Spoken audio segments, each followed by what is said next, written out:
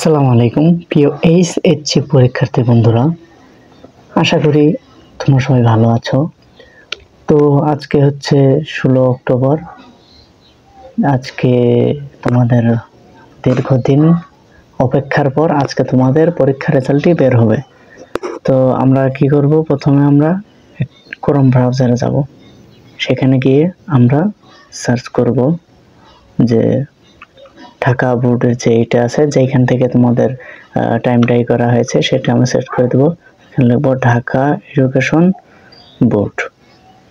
Dhaka education board লেখার পর এখানে আমরা সার্চ করে দেব। এই যে এইখানে সামনে যে ওয়েবসাইটটা শো করছে এখানে আমরা ক্লিক করে দেবো। এইখানে গেলেই আমরা এই ডেটগুলো কখন রেজাল্ট দেবে, কখন কি হবে, এইগুলো আমরা জানতে পারবো। তো এখানে আমরা ক্লিক করে দেবো। ক্লিক করে দেওয়ার পর আমাদের ভেতরে নিয়ে যাবে। একটু নেট স্পিড তো স্লো হওয়ার কারণে একটু আর কি দেরিতে আসতে পারে। লোড হচ্ছে এইখানে আমরা সকল প্রকার পাবো। এখানে যেমন দুদক আছে,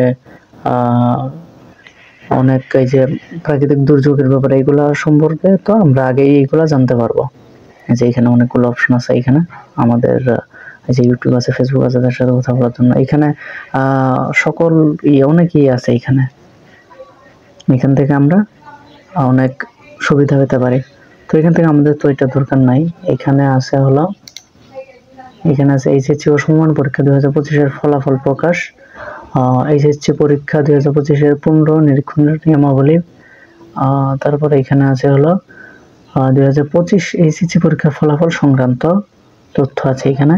তো আমাদের যেটা দরকার সেটা হচ্ছে এই যে এখানে 2025 সালের এইচএসসি পরীক্ষার ফলাফল সংক্রান্ত তথ্য, এটি আমাদের দরকার। তো আমরা কি করবো, এখানে আমরা ক্লিক করে দেবো। তো এখানে আমাদের সামনে এটি শুরু হয়ে গেল।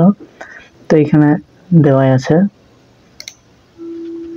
আছে যে মাধ্যমিক ও উচ্চ মাধ্যমিক শিক্ষা বোর্ড ঢাকা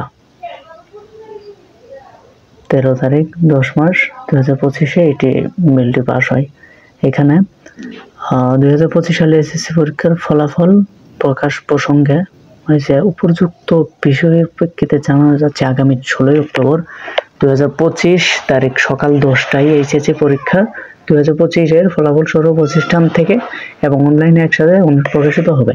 নিম্নে উল্লেখিত যে কোনো প্রতিযোগিতার সর্ব প্রতিষ্ঠানের রেজাল্ট শিট ডাউনলোড করা যাবে এবং এসএমএস এর মাধ্যমে পরীক্ষার্থীরা তাদের ফলাফল জানতে পারবে। ঢাকা শিক্ষা বোর্ডের ওয়েবসাইট এখানে দেওয়া আছে। এইখানে ক্লিক করেও শিক্ষা প্রতিষ্ঠানের এন্ট্রি করে প্রতিষ্ঠান ভিত্তিক রেজাল্ট শিট ডাউনলোড করা যাবে। এইখানে এডুকেশন বোর্ড রেজাল্টের এখানেও একটি ওয়েবসাইট রয়েছে। এইখানে রেজিস্ট্রেশন রুলের মাধ্যমে রেজাল্ট শিট ডাউনলোড করতে পারবে। পরীক্ষার ফলাফল প্রকাশের জন্য আগে এসএমএস এর মাধ্যমটি ফলো করা হতো।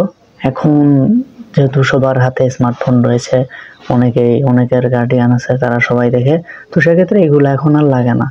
আগে এই যে উদাহরণ দেওয়া হয়, এখানে এইচএসসি ঢাকার বোর্ড থাকলে প্রথম 3টি অক্ষর, তারপর রেজিস্ট্রেশন, তারপরে যে এখানে ইয়ার দিয়ে তারপর 16,222 টাইপ করলে হয়ে যায়।